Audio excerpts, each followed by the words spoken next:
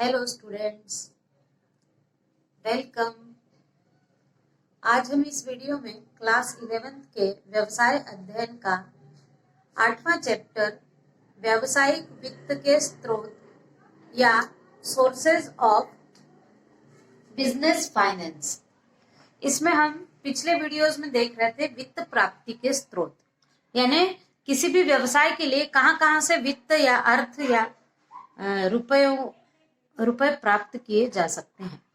तो इसमें हमारा अगला टॉपिक है ऋण पत्र या डिबेंचर्स। अब ये ऋण पत्र क्या होते हैं? तो ऋण पत्र शब्द लैटिन भाषा के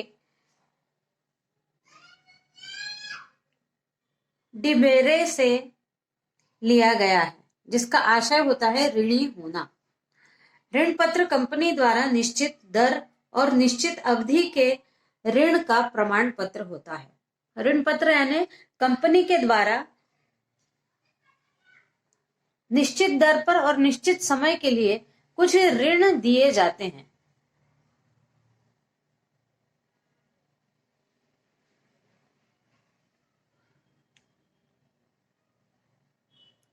ऋण पत्र दिए जाते हैं। इन ऋण पत्रों को डिबेंचर या ऋण पत्र कहते हैं। इस ऋण पत्र पर कंपनी की सार्वमुद्रा लगाई जाती है। कंपनी को अपने व्यवसाय संचालन के लिए ऋण लेने का अधिकार है। यहाँ पर ऋण कंपनी ले रही है और ये ऋण पत्र, जो वो ऋण पत्र खरीदता है, उससे इनको वित्त की व्यवस्था होती है। तो कंपनी को भी ऋण लेने का अधिकार है। ऋण पत्र धारी को निश्चित दर से ब्याज प्राप्त होता है। जिसके पास ऋण पत्र होगा कंपनी का, उसको निश्चित अवधि के बाद निश्चित दर, जो पहले ही लेते समय तय की गई होगी, उस दर से ब्याज और मूलधन सहित मूलधन और ब्याज मिलकर प्राप्त होता है। अब चाहे कंपनी को लाभ हो चाहे हानि हो, ऋण पत्र धारी जो है उसको कंपनी को निश्चित दर से ब्याज देना ही होता है। भले ही कंपनी हानि में हो तो भी देना पड़ता है।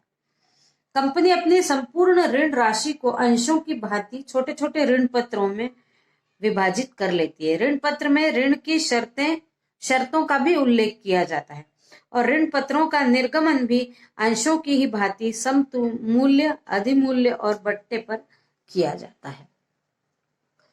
अब हम देखते हैं इसकी परिभाषा।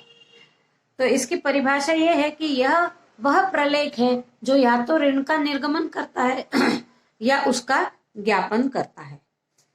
उसके बाद अगला है हमारा ऋण पत्रों की विशेषताएं या गुण। तो सबसे पहली विशेषता है ऋण पत्रों का निर्गमन कंपनी की सार्वमुद्रा के अधीन किया जाता है। यानी वो जो कंपनी बनती है, हमने पिछले चैप्टर में देखा था कंपनी निर्माण, तब एक कंपनी के नाम से सार्वमुद्रा बनती है और कंपनी का सारा लेन देन उस सार्वमुद्रा के ही अधीन होता है। तो इन ऋण पत्रों पर कंपनी की सार्वमुद्रा लगी होती है। फिर है अगला ऋण पत्र ऋण के फलस्वरूप दिया गया एक लिखित प्रमाण पत्र है। ऋण पत्र का मतलब एक लिखित में प्रमाण पत्र दिया जाता है।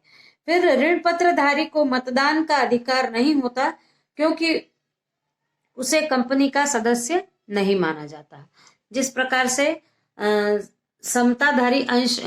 समता अंशधारी जो होते हैं उनको कंपनी का सदस्य मान लेते हैं, उनको मतदान देने का अधिकार होता है, लेकिन ऋण पत्रधारियों को मतदान करने का अधिकार नहीं है, क्योंकि वो कंपनी के सदस्य नहीं होते।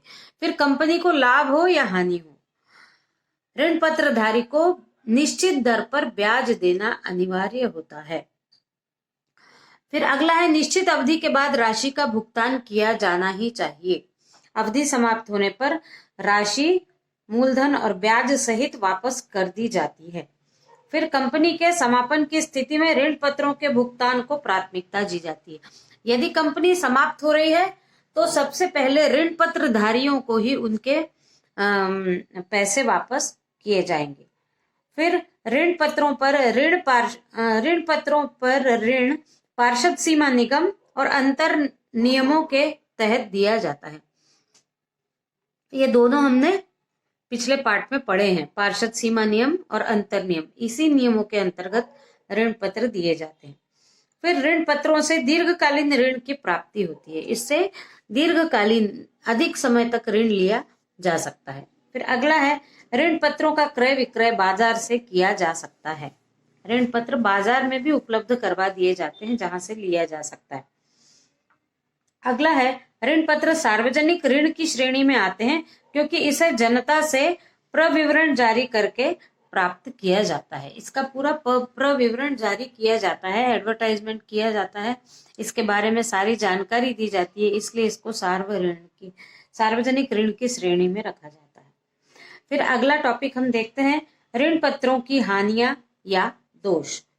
तो पहला है कंपनी को लाभ हो या हानि हो, दोनों ही स्थिति में ऋण पत्रों पर पूर्व निश्चित दर से ब्याज देना अनिवार्य होता है। हानि की स्थिति में ऋण पत्र कंपनी पर भार बन जाते हैं। यदि लाभ हो रहा है तब तो निश्चित दर पर ब्याज देने में कोई कंपनी को दिक्कत नहीं जाती, लेकिन यदि हानि हुई हो तो ये कंपनी पर बोझ हो जाता है क्योंकि उनको ब्याज देना पड़ता है। फिर अगला है ऋण पत्र कंपनी की संपत्ति बंधक रख कर प्राप्त किए जाते हैं।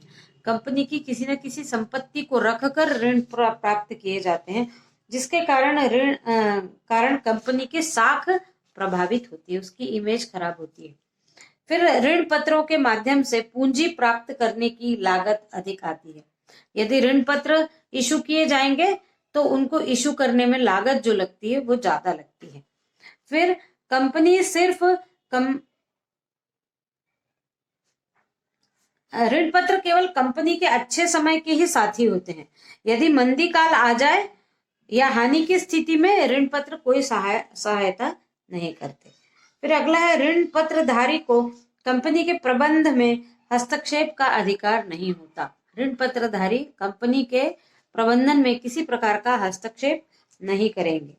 और फिर ऋण पत्रधारी कंपनी द्वारा ब्याज का भुगतान न करने की स्थिति में न्यायालय में कंपनी को बंद या समापन करने के लिए आवेदन कर सकते हैं।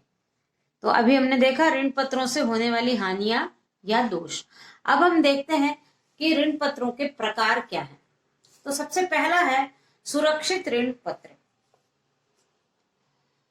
सुरक्षित ऋण पत्र यानी जब कंपनी के द्वारा ऋण पत्रों का निर्गमन अपनी संपत्ति को बंधक रखकर किया जाता है तो ऐसे ऋण पत्रों को सुरक्षित ऋण पत्र कहा जाता है। क्योंकि यदि कंपनी ऋण पत्रों का भुगतान करने में असमर्थ होती है तो ऋण पत्रधारियों को यह अधिकार है कि वो बंधक रखी हुई सामग्री का विक्रय करके अपनी राशि प्राप्त कर लें। ये सुरक्षित होता है। यदि कंपनी सुरक्षित ऋण पत्र जारी करती है और ऋण पत्र लेने वाला यदि कंपनी की बंधक रखी हुई किसी वस्तु को रख कर फिर ऋण पत्र लेता है तो हानि की स्थिति में उस बंधक रखी हुई वस्तु को बेचकर वह अपने पैसे प्राप्त कर सकता है, इसलिए उसको सुरक्षित ऋण पत्र कहते हैं। दूसरा है असुरक्षित ऋण पत्र, यानी जब कंपनी अपनी संपत्ति को बंधक नहीं रखती और ऋण पत्र देती है तो ऐसा ऋण पत्र असुरक्षित ऋण पत्र कहलाता है।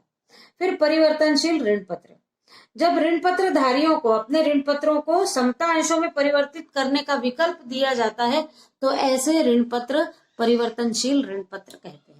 और जो अपरिवर्तनशील ऋण पत्र हैं उनको समता अंशों में परिवर्तन करने की कंपनी इजाजत नहीं देता है तो ऐसे ऋण पत्र अपरिवर्तनशील ऋण पत्र कहलाते हैं।